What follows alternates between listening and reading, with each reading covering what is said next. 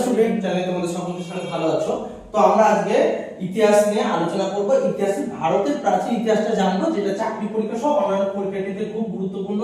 তো আমরা একটু লিখে নিই যে ভারতের ইতিহাসের মধ্যে আমরা দেখব প্রস্তর যুগ। প্রস্তর যুগটা সেই সময়, প্রস্তর যুগ আজ থেকে যীশু খ্রিস্টের জন্মের প্রায় 40-50 লক্ষ বছর আগে মানুষের আবির্ভাব হয়েছিল।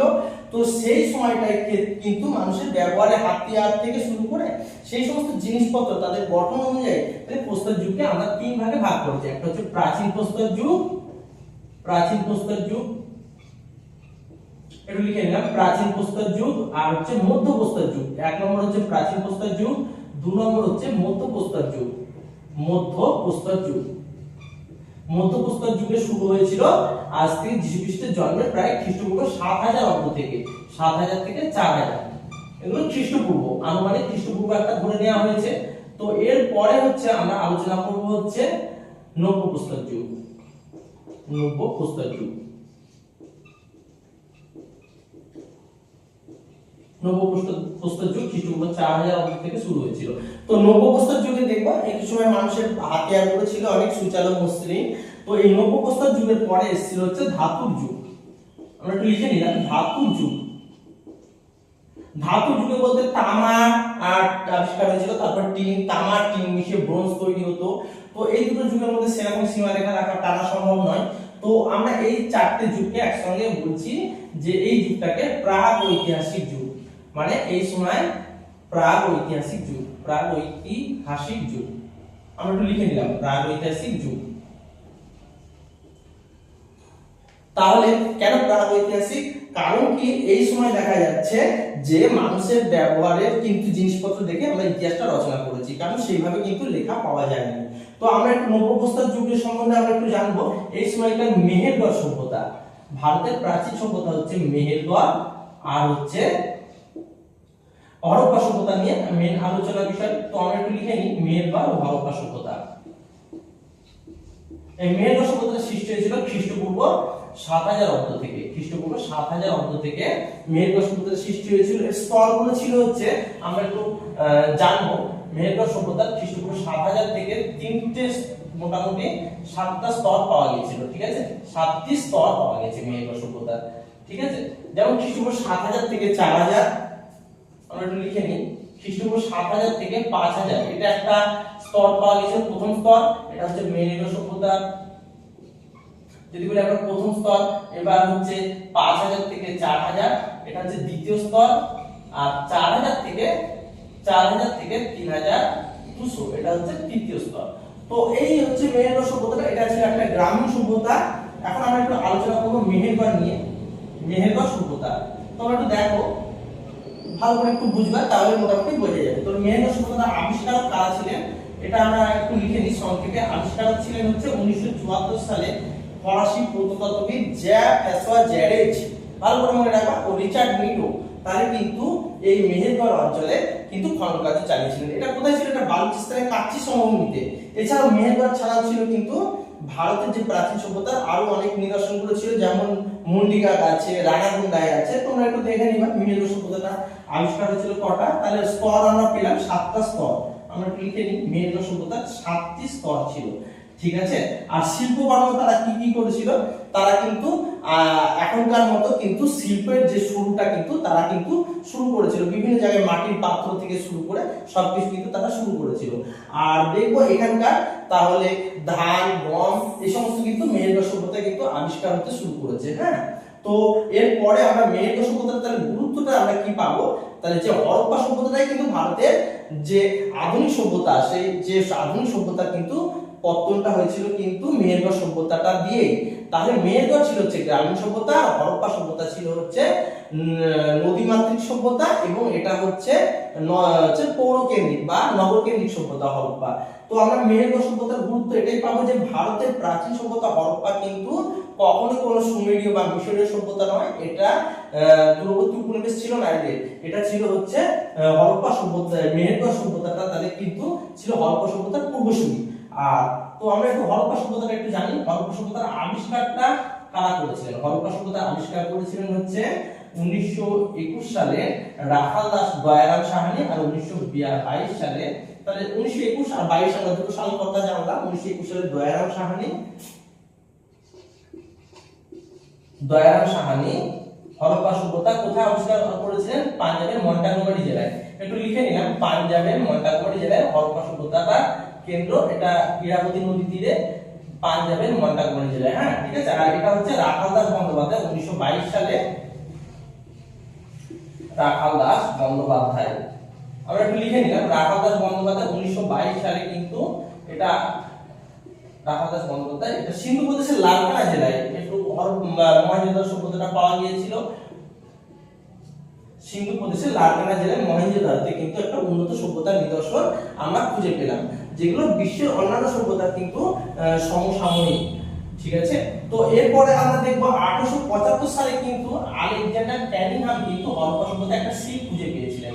এটা একটু লিখে নিই, এটাও কিন্তু খুব ইম্পর্টেন্ট। একটু আলেকজান্ডার ক্যানিংহাম 1875 সালে সিল খুঁজে পেয়েছিলেন। এরপর দেখা যাচ্ছে জন মার্শাল সহ বিভিন্ন জন মিলে কিন্তু হরপ্পা সভ্যতার বিভিন্ন কেন্দ্রগুলো আবিষ্কার করেছিলেন। এখন বিস্তৃতিটা কত দূর ছিল? হরপ্পা সভ্যতার বিস্তৃতি কিন্তু ছিল প্রায় 13 লক্ষ বর্গ কিমি, এর উত্তরে তোমরা একটু দেখে নিবা, উত্তরে জম্মুর মান্ডা থেকে দক্ষিণে মহারাষ্ট্রের দাইমাবাদ, পশ্চিমে বেলুচিস্তানের মাকরান থেকে উত্তর পূর্বে মিরাট পর্যন্ত প্রায় এত বড় সভ্যতা, একটা ত্রিভুজের মতো কিন্তু সভ্যতাটা ছিল। তো এটা একটু তোমরা ম্যাপ দেখলেও পেয়ে যাবে। ঠিক আছে। আর এর অনেকগুলো কেন্দ্র ছিল, আমরা যেমন বললাম হরপ্পা, মহেঞ্জোদারো, লোথাল, কালীবাঙ্গাল। আর লোথাল হচ্ছে একটা কিন্তু সমুদ্র বন্দর, প্রাচীন ভারতের একটা সমুদ্র বন্দর, যেখান দিয়ে হরপ্পারা তারা ব্যবসা বাণিজ্য করতো এই লোথালের মাধ্যমে। তাহলে বিস্তৃতি ছিল। এরপর আমরা যদি নগর পরিকল্পনাটা জানি, এখানে নগরগুলো ছিল কিন্তু তাহলে দেখা যাচ্ছে নগরে দু রকম ছিল। একটা হচ্ছে উঁচু ঢিপিতে, তাহলে এখানে দুর্গ টাইপের ছিল, এখানে দুর্গতে শাসক শ্রেণী বসবাস করতো বলে অনেকে অনুমান করে থাকেন। এছাড়াও এখানে দেখা যাচ্ছে মহেঞ্জোদারোতে দেখা যাচ্ছে একটা স্নানাগার পাওয়া গেছে। স্নানাগারের যদি আয়তনটা আমরা একটু লিখে নিই, স্নানাগারটা একটু যদি আয়তনটা বাইরে, স্নানাগারটা ছিল হচ্ছে 180 × 108 ফুট। এছাড়াও যে ভেতরে যে জলাধারটা ছিল, সেই জলাধারটা কিন্তু তার একটা পরিষ্কার জলের ব্যবস্থা ছিল। এছাড়াও জল পরিবর্তন করা যেত। এটার পাশাপাশি কিন্তু একটা শস্যাগার ছিল। ঠিক আছে। ঐতিহাসিক ব্যাসান কিন্তু এই শস্যাগারটাকে রাষ্ট্রীয় ব্যাংকের মতন একটা ব্যবহার করার কথা বলেছেন। ঠিক আছে। এছাড়াও দেখা যাচ্ছে পয় প্রণালী কিন্তু বা রাস্তাঘাট, এগুলো কিন্তু ড্রেন সিস্টেম বা শোকপিট, এগুলো কিন্তু হরপ্পার মানুষরা আধুনিক উন্নত পৌর ব্যবস্থার মতোই কিন্তু হরপ্পায় প্রচলিত ছিল। এর পরবর্তীতে আমরা জানবো যে এই সময়কার ধর্মীয় ব্যবস্থাটা, ধর্মীয় জীবন কেমন ছিল হরপ্পাদের, এগুলো আমরা জানতাম, এগুলো হরপ্পা সভ্যতার তো বৈশিষ্ট্য। তো ধর্মীয় ব্যাপারে আমরা দেখবো যে হরপ্পায় একটা যোগী শিল মূর্তি পাওয়া গিয়েছে, তার পাশে 5টা জন্তু দ্বারা বেষ্টিত ছিল, যেমন সিংহ, হাতি, ঘোড়া, গন্ডার, এই সমস্ত গুলো দিয়ে ছিল বেষ্টিত। তো এই যে শিব মূর্তিটাকে ঐতিহাসিক ব্যাসান আদি শিব বলে কল্পনা করেছেন। ঠিক আছে। কিন্তু আবার কিন্তু যে শিবের কিন্তু যে ষাঁড়, সেই ষাঁড় কিন্তু এখানে অনুপস্থিত ছিল। তো তার পাশাপাশি আমরা দেখব এখানে কি হচ্ছে, প্রকৃতি পুজো হতো কিন্তু, হ্যাঁ, বিভিন্ন বৃক্ষ পুজো হতো।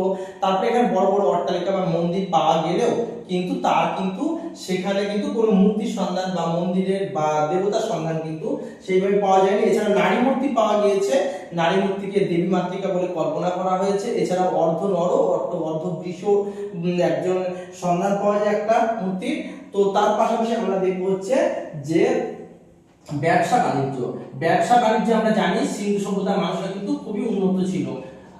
ব্যবসা বাণিজ্য কিন্তু তাহলে আমরা বলি দু রকম পথেই হতো, একটা হচ্ছে স্থলপথ, একটা জলপথ। তাহলে স্থলপথের ক্ষেত্রে কিন্তু ঘোড়া, হাতি, উট এগুলো ব্যবহার করা হতো, বা দুচাকা বিশিষ্ট বিভিন্ন গাড়িগুলো ব্যবহার করা হতো। তারা কি করতো, তারা বেলুচিস্তান থেকে যেমন সোনা, রূপা এগুলো আমদানি করতো, কাথিয়াবাদ থেকে শঙ্খ আমদানি করতো।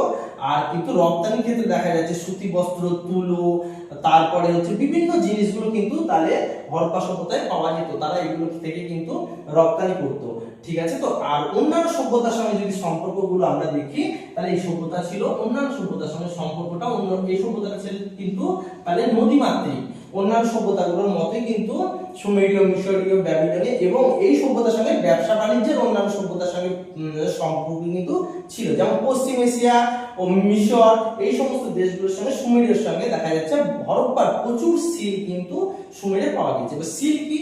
বিভিন্ন রকম মাটির পাত্র বা তামা এগুলো দিয়ে তৈরি হচ্ছে সেই সিলগুলোতে হরপ্পার বিভিন্ন জীবজন্তুর ছবি থাকতো, কখন তাকে চিত্রলিপি বলা হচ্ছে, অর্থাৎ এই সিলগুলো কিন্তু লেখা কিছু পাওয়া গিয়েছে হরপ্পা, কিন্তু সেগুলো আমরা এখনো উদ্ধার করতে পারিনি। তো এই যে সিলগুলো কিন্তু বিভিন্ন দেশে পাওয়া গিয়েছে। তার ফলে দেখা যাচ্ছে এই সভ্যতার সঙ্গে, হরপ্পা সভ্যতার সঙ্গে বিশ্বের অন্যান্য সভ্যতা সুমেরীয়, মেসোপটেমিয়া সভ্যতার সঙ্গে একটা ভালো সম্পর্ক ছিল। তাছাড়াও দেখা যাচ্ছে যে তাদের কেশ বিন্যাস, তারপরে তাদের ব্যবসা বাণিজ্য সমস্ত কিছুতে কিন্তু দুজনের মধ্যে একটা গভীর সম্পর্কের ইঙ্গিত পাওয়া যায়। আর সবচেয়ে বড় ব্যাপার তাহলে হচ্ছে সমুদ্রপথে তারা কি করতো? লোথাল বন্দর দিয়ে তারা কি করতো? সমুদ্রপথে ব্যবসা বাণিজ্য করতো। জাহাজ পাওয়া গিয়েছে, নোংরের ছবি পাওয়া গিয়েছে, ঠিক আছে। তো তাহলে আমরা এই হরপ্পা সভ্যতাটা একটু জানলাম। হরপ্পা সভ্যতা তাহলে ছিল হচ্ছে, হরপ্পা সভ্যতার পূর্বসূরি ছিল হচ্ছে মেহেরগড় সভ্যতা, যেটা প্রায় খ্রিস্টপূর্ব 7000 অব্দে সৃষ্টি হয়েছিল। আর হরপ্পা সভ্যতাটার সৃষ্টি আমরা একটু লিখে নিই। হরপ্পা সভ্যতাটা ঐতিহাসিকরা খ্রিস্টপূর্ব 3000 থেকে খ্রিস্টপূর্ব 1500 অব্দ বলে মনে করেছেন, ঠিক আছে। 1500 খ্রিস্টপূর্ব বলে মনে করেছে। তো এটা নিয়ে অনেক রকম বিতর্ক আছে, তো আমরা বিতর্কটাতে যাব না। তো হরপ্পা সভ্যতার পতনের কারণগুলো যদি তোমরা দেখো, যে এইখানে যে আমরা আগেকার দিনে যে সুন্দর একটা পরিকল্পনা দেখেছিলাম, কিন্তু পরবর্তীকালে নগর পরিকল্পনার যে অপদার্থতা, তার ফলে কি হয়েছিল?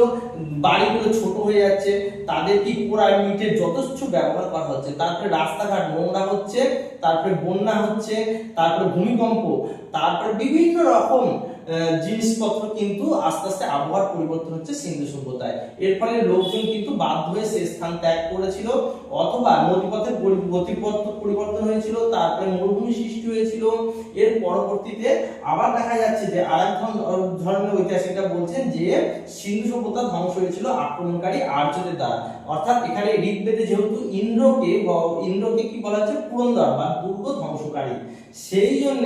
এছাড়াও দেখা যাচ্ছে বিভিন্ন জায়গায় হরপ্পার লোকেদের তাদের স্তূপীকৃত মৃতদেহ বা মাথার পেছনে ধারালো অস্ত্রের আঘাত, এইসব দেখে মনে করা হয় যে হরপ্পা সভ্যতা ধ্বংস হয়েছিল আক্রমণকারী আর্যদের দ্বারা। তো তার পরবর্তীতে সভ্যতাটা আমরা জানবো। তাহলে আমরা জানলাম মেহেরগড়, হরপ্পা, এরপর আমরা আর্য সভ্যতা নিয়ে নেক্সট দিন আলোচনা করবো। তো একটু জেনে নিয়ে আরেকবার, তাও প্রস্তর যুগকে 3 ভাগে ভাগ করা যায়: প্রাচীন প্রস্তর, নব্য প্রস্তর যুগ। আর প্রত্যেকটা যুগের নিদর্শন কিন্তু ভারতে রয়েছে। এরপরে মেহেরগড় সভ্যতার আবিষ্কার, স্তর এবং তারা শিল্প কার্য সমস্ত কিছু উন্নত করেছিল। এরপর আমরা হরপ্পা সভ্যতা জানলাম। তো আজকে আমরা এখানে শেষ করছি, নেক্সট দিন আবার দেখা হচ্ছে সবার সঙ্গে। ভালো থাকবেন, ওকে।